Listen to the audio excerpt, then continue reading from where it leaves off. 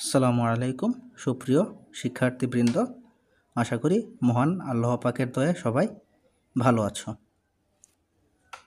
আজকে আমরা অনুশীলনী 12.4-এর 14 নম্বর অঙ্কটার সমাধান নিয়ে আলোচনা করার চেষ্টা করব ইনশাআল্লাহ। তাই আমি প্রথমত যথারীতি যে প্রশ্নের সমাধান করা লাগবে ওই প্রশ্নটাকে লিখেছি। প্রশ্নটা হচ্ছে এরকম: মাতার বর্তমান বয়স তার দুই কন্যার বয়সের সমষ্টির 4 গুণ।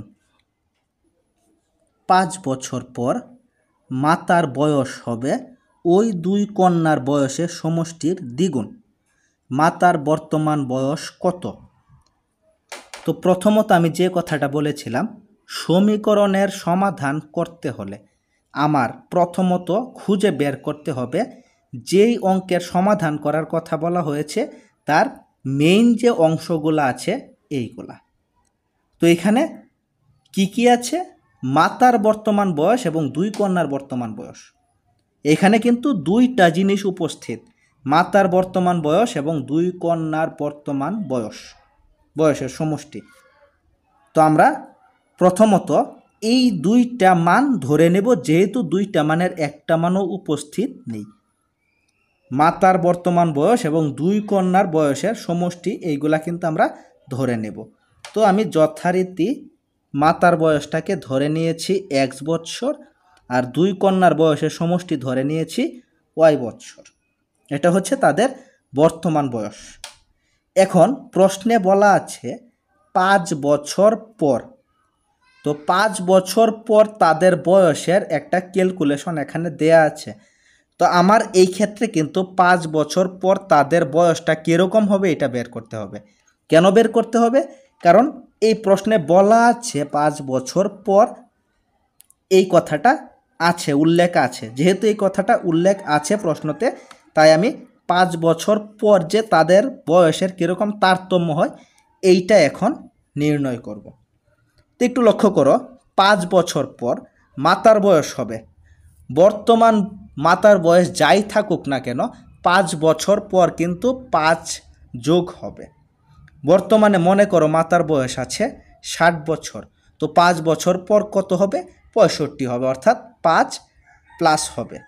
তো বর্তমান বয়স থেকে যদি আমি 5 বছর পরের বয়স বের করতে চাই তাহলে এই ক্ষেত্রে আমাকে 5 যোগ করতে হবে। বর্তমান বয়সের সাথে 5 যোগ করলেই হয়ে যাবে 5 বছর পরে যে বছরটা হবে এইটা। এই কারণে আমি লিখেছি মাতার বয়স x প্লাস 5, অর্থাৎ বর্তমান বয়স প্লাস 5। এখন মাতার বয়স শুধু বলেনি, 5 বছর পর দুই কন্যার বয়সের সমষ্টির কথাও উল্লেখ করা আছে। এইখানেই কিন্তু মূল ঝামেলা আমার এই জায়গাতেই। দুই কন্যার বয়সের সমষ্টি, এইটাতে আমরা অনেকেই ভুল করে থাকি।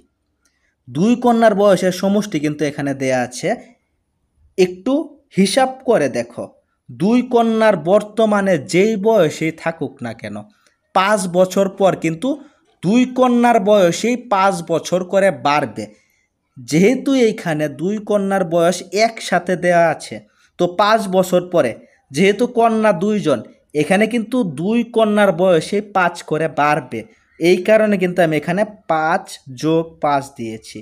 বর্তমানে দুই কন্যার বয়সের সমষ্টি যাই থাকুক না কেন, আরও 5 বছর পর দুই কন্যার বয়সের সমষ্টি কিন্তু 10 বছর বাড়বে। এক কন্যার 5 বছর, অপর কন্যারও 5 বছর, তো সব মিলিয়ে 10 বছর বাড়ছে। এই হলো y প্লাস 10। আশা করি এই ঝামেলাটা ক্লিয়ার হয়ে গেছে। 5 বছর পর দুই কন্যার বয়সের সমষ্টি দুইজনের থেকে 5 বছর করে বাড়লে হয় 5 প্লাস 5, অর্থাৎ y প্লাস 10। এখন আমরা প্রশ্ন মতে যেই শর্তগুলা দাঁড়ায় এগুলাকে লিখব। একবারে প্রশ্ন ধরে ধরে আমরা কাজগুলা করব। প্রথম শর্তে কি উল্লেখ আছে একটু লক্ষ্য করি। প্রথম শর্তে বলা আছে মাতার বর্তমান বয়স, তো মাতার বর্তমান বয়স x, দুই কন্যার বয়সের সমষ্টির 4 গুণ। তো দুই কন্যার বয়সের সমষ্টি আমি ধরে নিয়েছি y, তো দুই কন্যার বয়সের সমষ্টির 4 গুণ মানে 4y। তাহলে কি দাঁড়াচ্ছে? মাতার বর্তমান বয়স দুই কন্যার বর্তমান বয়সের সমষ্টির 4 গুণ। আমি এইভাবে কিন্তু প্রশ্নমতে যে অংশটা এটাকে দাঁড় করালাম। তো এখানে আমরা কি করতে পারি, পক্ষান্তর করে জানি চলকগুলাকে এক পাশে নিয়ে আসতে হয়, এগুলো কিন্তু পুরাতন কথাই। তো আমি 4y প্লাসের আছে এদিকে আনলে মাইনাসের হয়ে যাচ্ছে, তাহলে আমি লিখতে পারি x মাইনাস 4y ইকুয়াল 0। এটা হচ্ছে আমার প্রথম ইকুয়েশন। তারপর আমি সেকেন্ড কন্ডিশনে যাব। সেকেন্ড কন্ডিশনটা কি, দ্বিতীয় শর্তে বলা আছে 5 বছর পর মাতার বয়স হবে। তো 5 বছর পর মাতার বয়স হচ্ছে x প্লাস 5, ওই দুই কন্যার বয়সের সমষ্টির দ্বিগুণ। তাহলে 5 বছর পর মাতার বয়স ওই দুই কন্যার বয়সের সমষ্টির দ্বিগুণ। তো 5 বছর পর মাতার বয়স হচ্ছে এটা, এবং 5 বছর পর দুই কন্যার বয়সের সমষ্টি হচ্ছে এইটা। তো এখন বলা হয়েছে 5 বছর পর মাতার যে বয়সটা হবে এটা দুই কন্যার বয়সের সমষ্টির দ্বিগুণ। তো আমি কিন্তু এভাবেই প্রশ্নটাকে লিখেছি। এখন কি করব, এইখানে একটা গুণের কাজ আছে, গুণের কাজ আমরা কমপ্লিট করব। তো এখানে 2 এর সাথে y এবং 10 আমরা গুণ করব। গুণ করলে দাঁড়াচ্ছে 2y প্লাস 20। আবার চলকগুলাকে যদি আমরা একত্রিত করি তাহলে x মাইনাস 2y, আর ওইদিকে থাকছে 20 মাইনাস 5, তারপর x মাইনাস 2y, আর এখানে থাকছে 15। এটাকে আমি 2 নং সমীকরণ হিসেবে স্বীকৃতি দিলাম। এখন একটু লক্ষ্য করো, আমি 2টা সমীকরণের সমাধান করব, অপনয়ন পদ্ধতিতে সমাধান করব। তো অপনয়ন পদ্ধতির মধ্যে আমি কিন্তু x এর মানকে মিলিয়েছি। এই ক্ষেত্রে একটু লক্ষ্য করো, x এর মান কিন্তু অলরেডি মিল আছে। এখানে কি দেখা যাচ্ছে, 2টা সমীকরণেই x এর মান সমান। x এর মান যদি সমান না থাকতো তাহলে কিন্তু গুণ করা লাগতো। এখন যেহেতু x এর মান অলরেডি সমান, তাই আমি x কে মিলানোর জন্য আর কিছু করব না। এই ক্ষেত্রে আমার একটা কাজই থাকবে, 1 নং সমীকরণ থেকে 2 নং সমীকরণ জাস্ট বিয়োগ করা। বিয়োগ কেন করব, কারণ 2টা সমীকরণেই x এর মানের আগে একই ধরনের চিহ্ন বিরাজমান, আর আমরা জানি একই ধরনের চিহ্ন থাকলে 2টা সমীকরণকে বিয়োগ করতে হয়। যেহেতু 2টা সমীকরণের চিহ্ন একই, তাই আমি বিয়োগ করব। আর 2টা সমীকরণের মধ্যে x এর মান সমান থাকার কারণে কিন্তু আমি কোনো কিছু এখন আর গুণ করছি না, সিম্পলি 1 নং সমীকরণ থেকে 2 নং সমীকরণটাকে আমি জাস্ট বিয়োগ করব। তো বিয়োগ করলে আমরা জানি যথারীতি চিহ্ন পরিবর্তন হয়। তো এখানে থাকছে -2y, ওখানে -15। y এর মান বের করলে -2 গুণ ভাগ হয়ে যাচ্ছে, y এর মান দাঁড়াচ্ছে 7.5।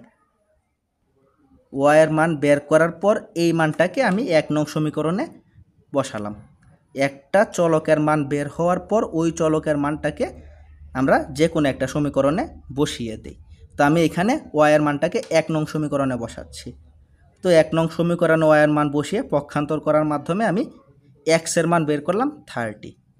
তো x এর মান 30 মানে মাতার বর্তমান বয়স। আমি মাতার বর্তমান বয়স কিন্তু ধরে নিয়েছিলাম x বছর।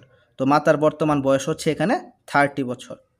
তো এভাবে আমরা অপনয়ন পদ্ধতিতে সমাধান করে মাতার বর্তমান বয়স বের করে ফেললাম।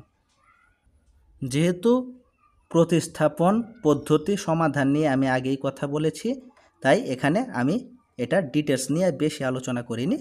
যদি কারো কোনো সমস্যা থাকে এই জিনিসটা বুঝতে, তাহলে আমাকে অবশ্যই জানাবে, অথবা পূর্বের ভিডিওগুলো দেখে নেবে, তাহলে আশা করি এই বিষয়টা টোটাল ক্লিয়ার হয়ে যাবে।